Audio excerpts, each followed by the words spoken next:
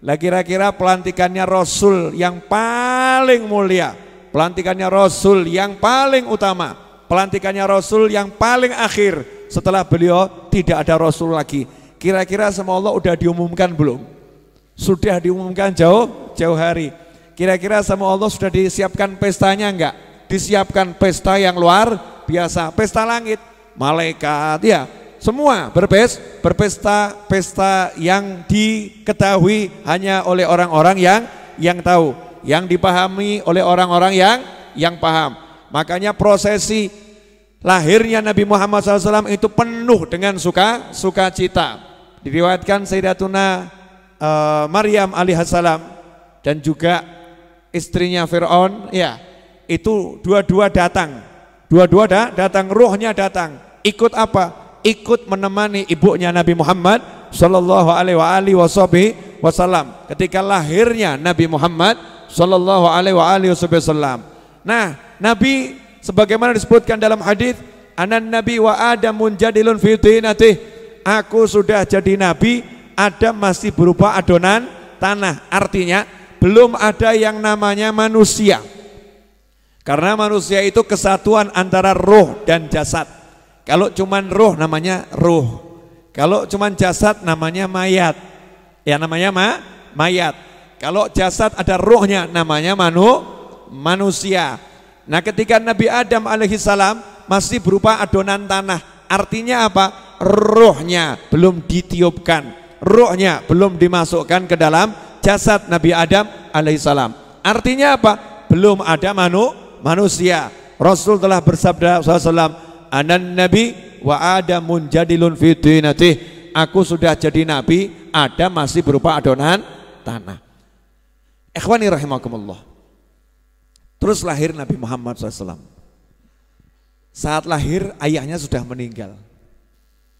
Sekarang kita bayangkan perasaan ibunya kira-kira bagaimana ya?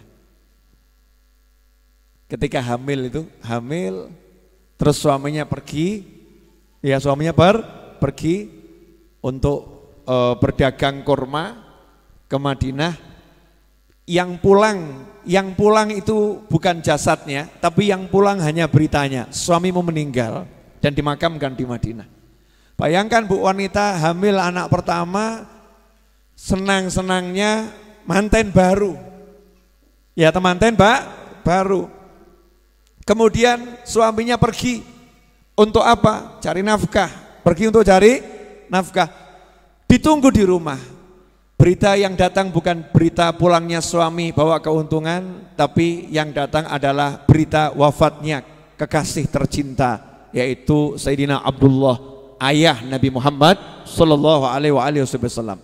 Tentunya itu sangat berat, bukan hal yang ringan. Kemudian lahir Nabi Muhammad SAW. Ada yang menarik, orang-orang Arab di masa itu di Mekah itu punya kebiasaan tidak mau menyusui anaknya sendiri. Ya, tidak mau menyusui anaknya sendiri. 2 tahun pertama anak harus disusukan pada orang desa. Bukan karena enggak cinta sama anaknya, justru karena sangat cinta sama anaknya, anaknya tidak disusui sendiri. Kenapa seperti itu? Karena orang-orang Arab di masa itu paham bahwasanya di kota Mekah telah terjadi yang namanya polusi tingkat tinggi. Polusi akidah, polusi pemikiran, polusi budaya, polusi manusia, dan polusi makanan. Makanannya sudah tidak sehat, junk food saudara-saudara. Makanannya junk food, bukan seperti orang desa sayur, mayur, buah-buahan, kambing. Kambingnya pun kalau di desa makannya rumput. Kalau di kota kambingnya makannya enggak jelas. Di kota kambingnya makannya enggak jelas. Makanya orang Arab yang di Mekah saat itu tidak mau anaknya tumbuh dalam keadaannya enggak bagus. Karena anak itu baik tidak baik ditentukan di awalnya. Terutama 2 tahun pertama. Itu saat anak aktif belajar. Belajar membaca kehidupan di sekitarnya dengan melihat. Ya, dengan melihat. Kemudian organ-organ tumbuhnya, otaknya, semua itu tumbuh dari 2 tahun pertama, asinya itu, minumannya ini, asupan makanannya ini kira-kira bersih atau tidak? Asupan makannya baik atau tidak? Kemudian udaranya jernih atau polusi? Kemudian yang dilihat di sekitarnya, genah atau enggak genah, rusak atau enggak rusak? Saat itu orang Arab Mekah sepakat, Mekah tidak layak untuk bayi. Mekah tidak layak untuk bayi. Makanya kalau punya anak langsung dikirim ke desa. Kira-kira kondisi Mekah saat itu sama sekarang mirip atau beda? Mirip, bahkan sekarang lebih parah. Ini yang harus jadi akidah umat Islam. Zaman Nabi itu zaman terbaik. Jadi kamu jangan merasa zamanmu lebih baik. Zaman kita ini bejat-bejatnya zaman dibandingkan zaman terdahulu. Walaupun orang baik sangat banyak, ngeri. Saya baca, Masya Allah, saya tuh nggak pengen baca berita. Tapi kalau buka Google tuh beritanya muncul sendiri. Sekarang ada isu aneh-aneh. Laki-laki pakai jilbab. Namanya apa itu? Apa? Sembuh pokoknya gue ya. Laki-laki pakai jilbab. Ya wajahnya memang cantik. Kan untuk membuktikannya perlu diplotrokkan dulu. Dan tidak mungkin tuh ya. Tidak mungkin dilakukan. Masuk ke toilet wanita. Masuk di musola. Tempatnya kaum wanita, katanya seperti itu. Ya saya nggak menangi, saya laki-laki. Saya laki-laki nggak menangi ya. Nah kalau ada perempuan masuk ke tempat laki-laki, keuntungan untuk Anda semua. Gitu, ngawur kamu. Nggak seperti itu. Artinya zaman sekarang ini kan muncul aneh-aneh, macam-macam. Baca berita di medsos, terkait berita itu benar 100% atau 99% atau 70%, tapi beritanya aneh-aneh. Istri bakar suami dan anaknya. Masya Allah.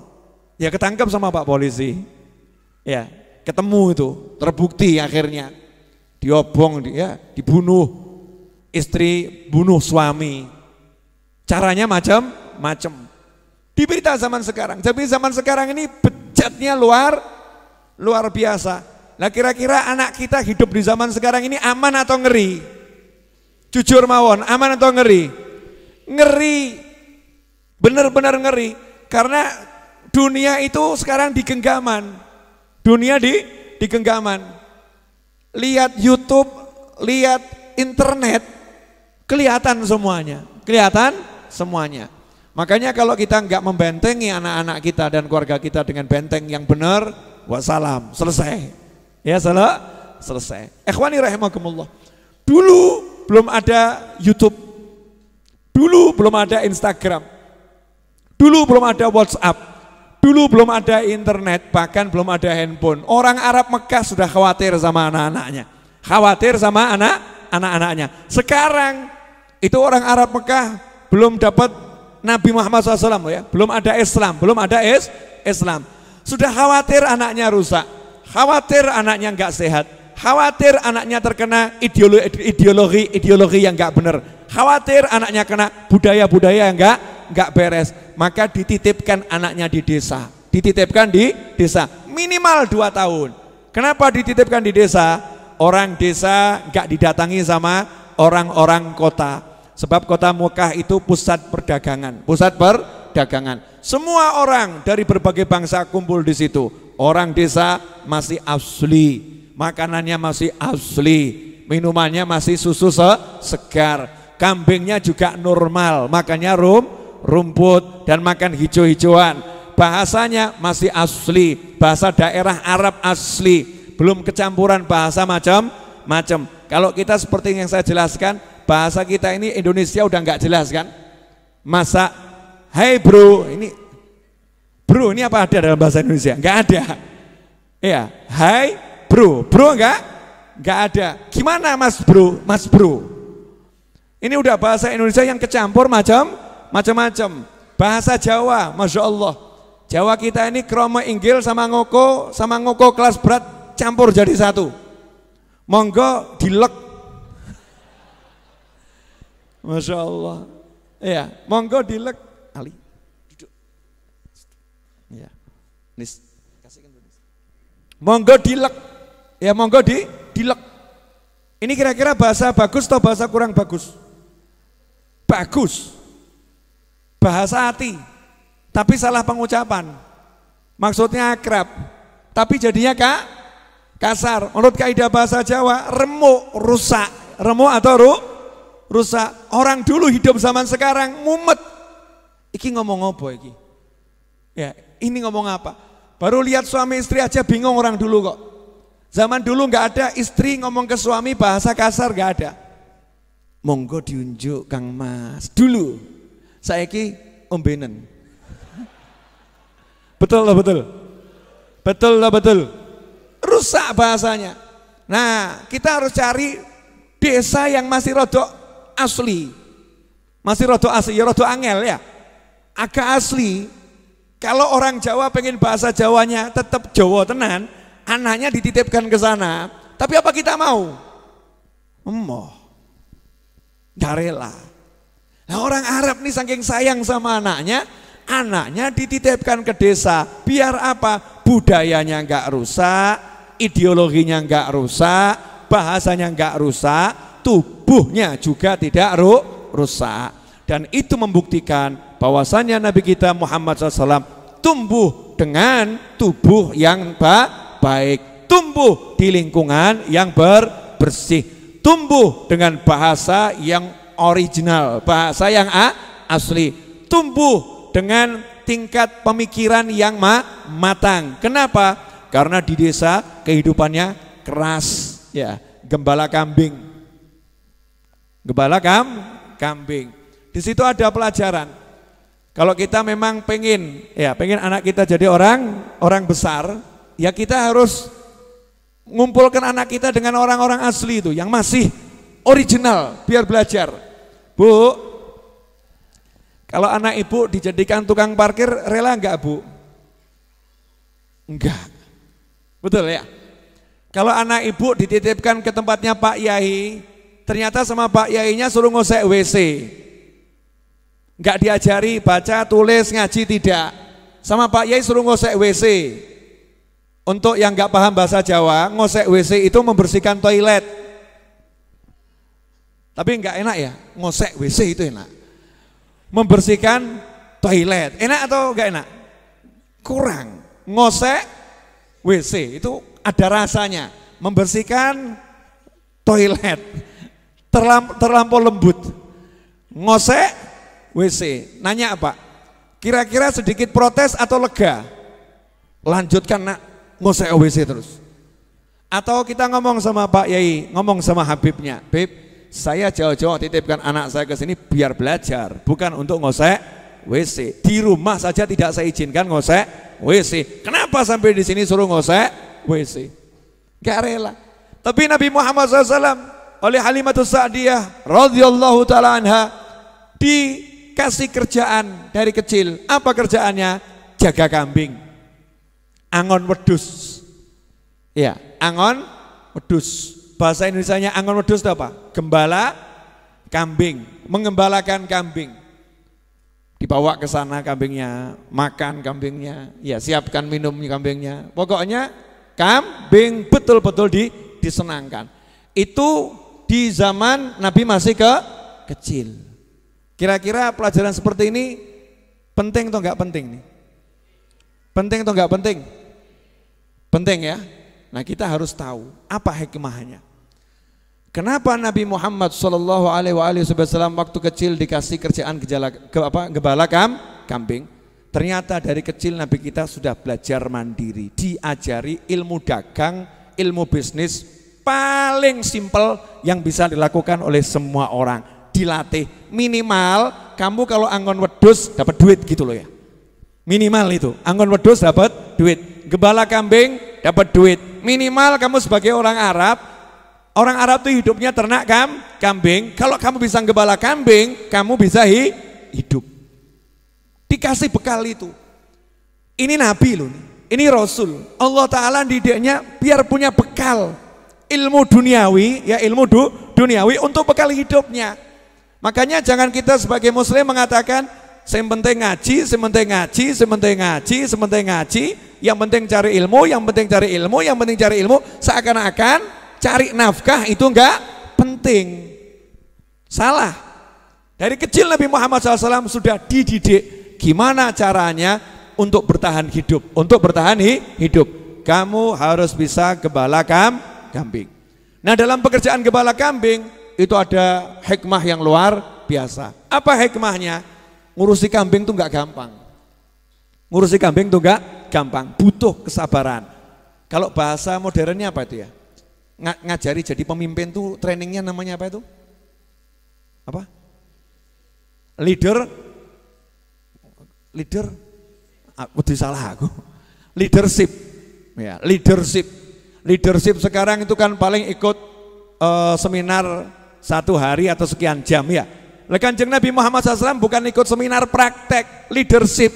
Lah yang diurus bukan manusia, wedus, kambing. Gak bisa diajak ngomong.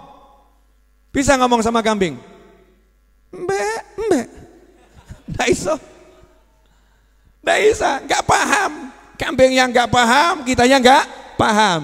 Maka kamu harus bisa membuat kambing itu paham sama kamu, dan kamu harus paham sama kambing. Artinya apa? Betul-betul mempelajari gimana ya ini ya perasaan si kambing ini ya. Gimana ini yang diinginkan sama kambing? Belajar memahami kambing yang tidak bisa ngomong. Nah, itu pemimpin. Pemimpin itu harus bisa mendengar suara orang lain, walaupun orang itu tidak bisa bersuara. Itu baru namanya pemimpin. Nabi Muhammad SAW buktikan itu dalam hidupnya. Istrinya gak pernah ngomong, tapi Nabi paham kalau istrinya lagi kurang enak hati. Masih ingat cerita saya toh? Nabi Muhammad SAW ngomong sama Aisyah radhiyallahu taala anha, ummahatul mukminin. Wahai Aisyah, aku tahu loh kalau kamu lagi gak enak hati. Aku ngerti kalau kamu lagi gak enak hati. Aisyah pun nanya, dari mana engkau tahu ya Rasulullah kalau aku lagi gak enak hati? Karena Aisyah hatinya selalu enak. Hatinya selalu enak. Tapi maksudnya gak enak hati bukan hatinya gak enak, paham ya? Ini bahasa Indonesia. Bahasa Arab itu susah diterjemahkan dengan bahasa Indonesia.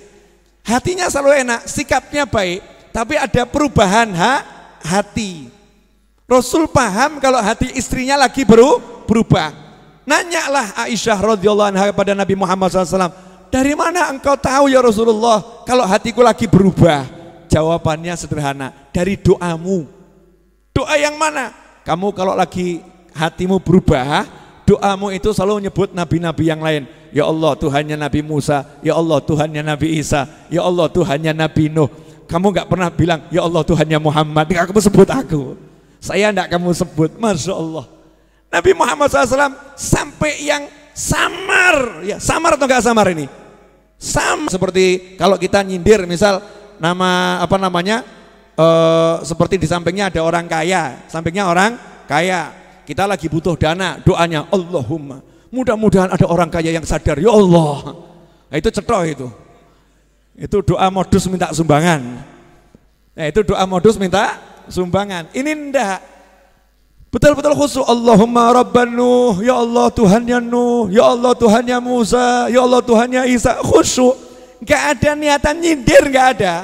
Tapi Nabi Muhammad SAW paham ini istrinya lagi ngasih pesan tersembunyi. Iya, hatiku lagi kurang enak, nggak seperti biasanya. Nabi paham. Nah begitu Sayyidatuna Aisyah ngerti kalau suaminya paham, langsung ganti strategi. Ganti strategi. Ini pelajaran buat kaum pria. Ya. Wanita itu semakin cerdas semakin pinter. Ya, betul loh ya. Wanita itu semakin cerdas semakin pinter. Betul atau salah? Betul. Semakin pinter semakin cerdas. Maka Sayyidatuna Aisyah enggak diem. Engkau menjauhi namaku, enggak mau sebut-sebut namaku, yang kamu panggil nama nabi-nabi yang lain. Pelajaran Pak, kamu kalau jadi suami ya kadang-kadang walaupun gak cemburu, edok-edok cemburu gitu loh. Paham enggak? Udah di bojo kok gak tau cemburu. Mas, iya. Dia ganteng mas ya. Oh emang biasa aja. Pokoknya cemburu didik. Mas dia ganteng. Ngapa nyebut-nyebut ganteng gue? Walaupun di hatimu ya gak ngaruh gitu. Paham gak mas? Karena istri itu pengen suaminya cemburu. Istri itu pengen suaminya cemburu, tapi jangan kebablasan. Kebablasan perang tenan. Kalau kebablasan perang bener itu kan ya. Pura-pura cemburu demi menyenangkan hati istri itu fadilahnya luar biasa. Walaupun cemburu itu harus, jangan sampai nggak punya cemburu. Nabi Muhammad SAW ngomong sama Aisyah, tuh kamu jauhi nama saya, nama Nabi lain yang sebut. Kanjeng Nabi cemburu loh, nama Nabi lain kamu sebut aku enggak. Aisyah jawab, cuman namanya yang nggak saya sebut. Kalau orangnya mah saya mau, saya cari terus orangnya. Namanya nggak disebutkan nggak apa-apa, yang penting kan orangnya. Itulah pandainya wanita saudara-saudara. Masya Allah, bisa mengelit walaupun terjepit. Betul ibu-ibu? Oh, betul, ngaku. Yang di atas ngaku. Nah, ini kenapa Nabi SAW bisa paham, peka? Karena dari kecil sudah belajar menggembala kambing, yang kambingnya gak bisa ngomong, tapi Nabi bisa paham. Nah kita ini enggak kadang, enggak mau belajar, ya enggak mau belajar. Tahu-tahu pengen saya mau jadi seperti Nabi Muhammad SAW. Sing ditiru mong sholat itu, sholat bagus, sholatnya bagus, tapi enggak iso niru Nabi, karena nirunya cuman sepenggal itu cuman ya bagian sepersekian dari sepenggal. Terus mau bilang aku niru Nabi Muhammad SAW, nanti dulu mas, nanti dulu. Kamu kalau mau niru Nabi, tiru dari mulai lahir, mulai lahir kamu tiru semuanya. Bagaimana Nabi Muhammad SAW dari kecil, ternyata Rasul dari kecil sudah dipilihkan lingkungan yang baik oleh orang tuanya.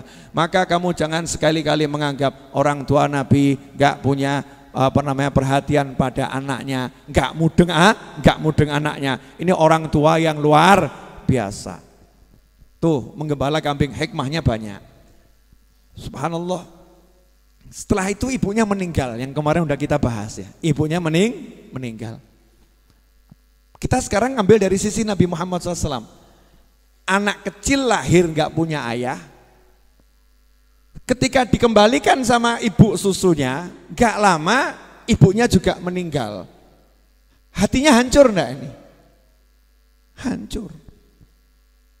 Loh, kalau Nabi punya kakak, punya adik, ada tombonya ya. Ada kakakku, ada adikku. Nabi Muhammad SAW itu anak tunggal dan ibunya juga anak tunggal. Ibu Nabi nggak punya saudara, Nabi juga nggak punya saudara. Itu hikmahnya kenapa waktu itu cuma dapat anak satu, terus Sayyidatuna Aminah meninggal dunia. Kenapa Nabi nggak punya saudara? Biar cinta ibunya nggak pecah, biar cinta ibunya fokus hanya pada satu anak. Bu, boleh nanya? Ibu kalau punya anak satu sama anak 5, cintanya beda atau sama?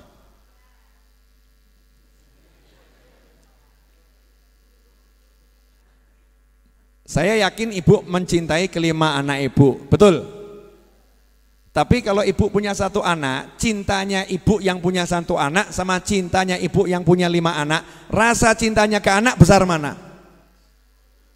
Satu, betul kan ya? Satu-satunya anakku. Ini satu-satunya anakku, enggak ada yang lain. Allah Ta'ala menjadikan Nabi Muhammad SAW mendapatkan cinta yang utuh dari ibunya, cinta yang utuh. Tapi Allah sekaligus mengajarkan, engkau tidak boleh mencintai selain aku. Engkau enggak boleh mencintai selain aku. Kendati ibumu sangat mencintaimu, tapi engkau hanya boleh mencintai aku. Maka semua orang yang memberikan cintanya pada Nabi Muhammad SAW dengan cinta yang luar biasa, kalau kita lihat dalam sejarah, beliau-beliau itu dipanggil oleh Allah Ta'ala. Semuanya. Mau dari ayah Nabi, ibu Nabi, istri tercinta Nabi Muhammad SAW, Sayyidah Khadijah radhiyallahu ta'ala anha, paman Nabi Abu Thalib, kakek Nabi Abdul Muthalib, semuanya dipanggil oleh Allah Subhanahu wa Ta'ala. Sehingga Nabi Muhammad SAW hatinya ini hanya boleh diberikan pada Allah Subhanahu wa Ta'ala. Oh, Nabi dari lahir hatinya untuk Allah. Cuman kan kita butuh pelajaran, butuh suri teladan, butuh yang namanya uswatun hasanah. Sebagai manusia, Rasul bisa dicontoh. Di situ ada pesan buat kita. Kalau kamu pengen orang-orang di sekitarmu aman, jangan terlampau kamu cintai. Dah, itu pelajaran. Bu, ini agak mahal tuh. Perlu dijelaskan atau biar gini saja? Jelaskan, Bu. Ibu tahu kenapa yang mau disembelih Nabi Ismail bukan Nabi Ishak? Karena Nabi Ismail itu anak yang paling dicintai oleh Nabi Ibrahim alaihissalam. Maka langsung diuji sama Allah Ta'ala, sembelih anakmu. Ibu tahu, bapak tahu, hadirin tahu, kenapa yang dibuang itu Nabi Yusuf, bukan saudara-saudaranya. Karena Nabi Yusuf yang paling dicintai oleh ayahnya. Langsung dibuang oleh Allah Subhanahu wa Ta'ala. Lewat proses tentunya secara syar'i. Secara manusiawinya gimana gitu ya. Kemudian ibu tahu kenapa Nabi Adam alaihissalam dipisahkan dari Siti Hawa? Karena Nabi Adam dan Siti Hawa saling mencintai luar biasa. Maka kedua-duanya dipisah oleh Allah Subhanahu wa Ta'ala. Hadirin tahu kenapa semua itu terjadi? Karena Tuhan kita maha pencemburu, ghairatullah syadid. Allah maha pencemburu, Allah tidak mau diduakan. Maka tidak ada dosa ya yang lebih berat dari dosa orang yang menduakan dan meninggalkan Allah Subhanahu wa Ta'ala. Kalau ibu-ibu tidak mau diduakan, ya itu udah rasanya seperti itu. Allah Subhanahu wa Ta'ala tidak mau diduakan, la syarikalah, gak ada partner dalam menyembah Allah Subhanahu wa Ta'ala. Hanya Allah, qul huwallahu ahad. Makanya kalau kita hatinya condong pada selain Allah, kecondongan kita itu akan jadi ujian yang luar biasa. Maka pesan Nabi Muhammad SAW, ahbib habibak haunamma, cintai orang yang kamu cintai atau sesuatu yang kamu cintai. Ojo banget pol, tapi ojo banget piye yo, pol ojo banget. Artinya apa? Jangan kamu cintai karena kamu mencintainya. Cintai dia karena Allah Ta'ala, harus karena Allah. Begitu enggak karena Allah, selesai, khatam, tamat, remuk. Boleh ngasih contoh? Siapa yang di sini cari duit agak susah, angkat tangan. Ayo jujur. Saya enggak ngomong susah, agak susah aja, agak susah. Angkat tangan. Nih, Anis jujur, Ali jujur. Yang lain gak jujur tuh ya, gak jujur. Orang yang cari duit agak susah, itu pasti jawabannya adalah karena terlampau mencintai duit. Selesai.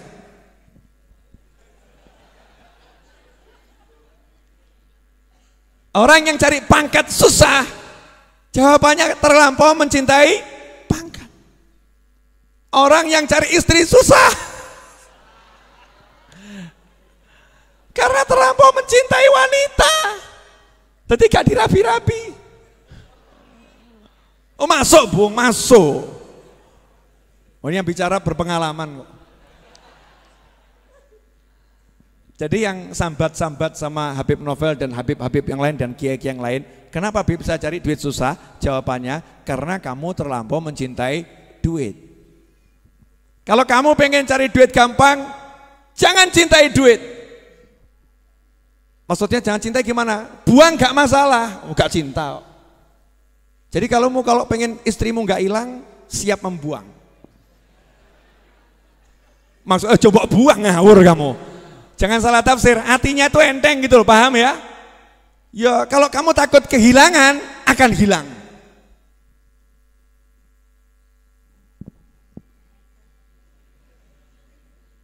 Gak percaya praktek no. Takut kehilangan akan hilang apapun itu. Karena Allah maha pencemburu. Kamu hanya boleh takut kehilangan Allah, gak boleh takut kehilangan yang lain. Yang lain monggo hilang, tapi ojo gitu loh. Paham ya? Itu sikap hati, hati. Apapun yang kita masukkan ke dalam hati terlampau, sama Allah pasti akan dicabut. Apapun itu. Jadi kalau sekarang kita hidup kok susah, jawabannya itu pasti yang membuat kita susah itu ada di hati. Kalau nggak ada di hati, enteng-enteng, apapun itu. Makanya prinsip saya dalam mengelola Majelis Ar-Raudhah simple, teklekan hati minggato. Kenapa? Teman saya pergi semua nggak jadi masalah. Yang penting Tuhanku nggak pergi meninggalkan aku. Tapi ojo lungo. Paham maksudnya kan? Itu sikap hati. Artinya hargai orang, hormati orang, sayangi orang, tapi hati nggak takut kehilangan. Kenapa kamu susah beli motor? Karena kamu takut kehilangan motormu yang ada ini. Coba kalau kamu nggak takut kehilangan, oh hilang nggak jadi masalah. Oh sama Allah dikasih, kasih dia. Kenapa? Nggak takut kehilangan. Ibunya ngomong, nah aku pengen umroh, nggak punya duit. Ada bu, nggak ada tuh nggak mungkin. Ada. Dari mana? Tunggu 10 menit, keluar, terus balik naik ojol. Ibu nanya, mana motormu? Alhamdulillah, ibu berangkat umroh. Lah motormu mana? Ibu umroh naik motor saya. Keren. Mau nangis, ibu moga awakmu entuk pesawat nah. Kan nanggung, doanya mudah-mudahan dapat pesawat. Bukan dapat motor, amin. Bu, sudah biasa aja bu, jangan lebih bu, masya Allah. Biasa, gak enak jadi bu, aja lebih bu, sudah. Insya Allah, amin. Ibu berangkat. Ayo, tak daftar no bu. Masya Allah. Ibunya suruh di rumah, dia yang ting. Bu, selesai, besok berangkat. Tunggu cepet nak, oh iya. Naik motor saya cepet berangkat umrohnya. Gak takut kehilangan. Nah sekarang uang 10.000 aja dipikir 5 hari yo. 10.000 mikirin 5 dino gitu. Takut kehilangan. Ya hidupnya susah. Itu sudah menjadi sunnatullah. Siapa yang kamu masukkan ke dalam hatimu, aku akan cabut dari hatimu. Terus ngeluh apa? Bojo. Ini sebetulnya nggak boleh di-share nih. Nanti banyak istri tahu repot. Tapi terlanjur live streaming ya. Kamu kalau takut kehilangan istrimu, hidupmu akan tersiksa dengan istrimu itu. Contoh, bojone nyekel handphone, langsung komen, BA sopo? Ini ciri-ciri orang sakit jiwa tapi nggak sadar. Kamu WA siapa? Nggak WA. Ngapain pegang handphone? Ya cuma pegang. Lah ngapain handphonenya dipegang? Lah ya mau megang. Mungkin kamu megang gak ada tujuan. Kenapa megangnya sembunyi-sembunyi? Orang delik-delik gitu. Terang-terangan gak ada. Saking takut kehilangan istrinya. Pasti nanti kamu akan kehilangan istrimu. Sesuai ra kuat bojone mara marang bapake. Pak, apa? Bojoku edan, Pak. Gendeng. Urip kaya ngene karo bojo model ngono iso mati ngadeg, Pak. Golekno liyane, Pak. Hilang karena terlampau takut kehilangan. Lo jalankan syariatnya Allah, jalankan ya, jalankan syariatnya Allah, hukum Allah jalankan, tapi hatimu gak begitu. Makanya dalam syariat, kalau jenengan belajar syariat Islam ya didik aku ya paham, didik saya belum paham banget, yang paham banyak itu Habib Muhammad, itu belajar hukum Islam banyak. Kalau saya itu tak belajar didik, nanti biar saya bisa belajar sama yang lain. Itu dalam hukum Islam, suami yang pergi keluar kota, kalau pulang tidak boleh malam hari. Kalau masuk kota itu malam hari, disuruh di luar kota dulu, masuk rumahnya pagi atau siang hari, nggak boleh malam hari. Kenapa? Karena nanti takut dibisiki setan, kamu datang malam hari mencurigai istrimu lagi berbuat yang tidak senonoh dengan orang lain di rumahmu. Khawatir ada pemikiran seperti itu. Islam melarang pulang memergoki malam. Surprise, wengi-wengi delalah neng omahe ono tuyul. Manusia nggak jelas ya, geger. Nggak boleh. Artinya harus pulang dengan dengan pikiran yang bersih. Tidak boleh. Cari-cari pengen tahu enggak boleh. Cukup ngandani wa ma alaika illal balagh. Aja lanangan lo ya, aja. Tapi kalau tiap detik aja lanangan lo ya, aja lanangan yo, stres. Ya, stres. Paham Bapak-bapak? Mungkin Anda salah satu pelakunya. Lu maybe itu ya.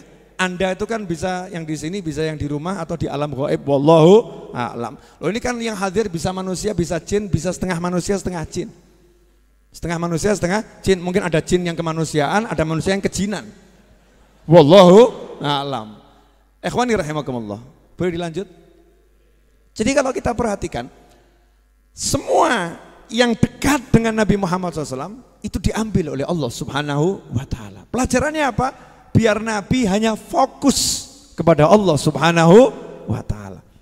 Makanya kalau kita pengen, kita belajar dari sini, kita pengen gak kehilangan orang-orang terdekat kita, jangan biarkan orang-orang terdekat kita mengganggu fokusnya kita pada Allah Subhanahu wa Ta'ala. Jangan, jadi Allah saja. Allah, kerjaan kok membuat kita takut, ya takut kehilangan pekerjaan, hilang. Wah, ini nanti hilang. Kamu kalau kerja jangan takut kehilangan pekerjaan, tapi ya coba hilang no. Paham maksud saya kan? Jadi nyantai, jalani pekerjaan sesuai aturan yang berlaku, tapi nggak takut kehilangan. Jadinya enak, hidupnya enaknya luar biasa. Makanya saya belajar banyak dari sejarah Nabi Muhammad SAW yang satu ini. Saya ajari teman-teman saya. Kamu jangan pernah takut kehilangan teman, tapi jangan kamu hilangkan temanmu. Jangan pernah takut kehilangan teman, tapi jangan kamu hilangkan temanmu. Berbuat sebaik mungkin pada semua orang yang berteman sama kamu, tapi kamu jangan takut kehilangan dia. Kalau dia hilang pergi nggak masalah, minta aja sama Allah biar dikembalikan. Biasa-biasa saja. Ojo mbok gondali, ojo hilang, stres awakmu. Nanti hilang akhirnya, nanti hilang. Sampai di sini jelas atau nggak jelas?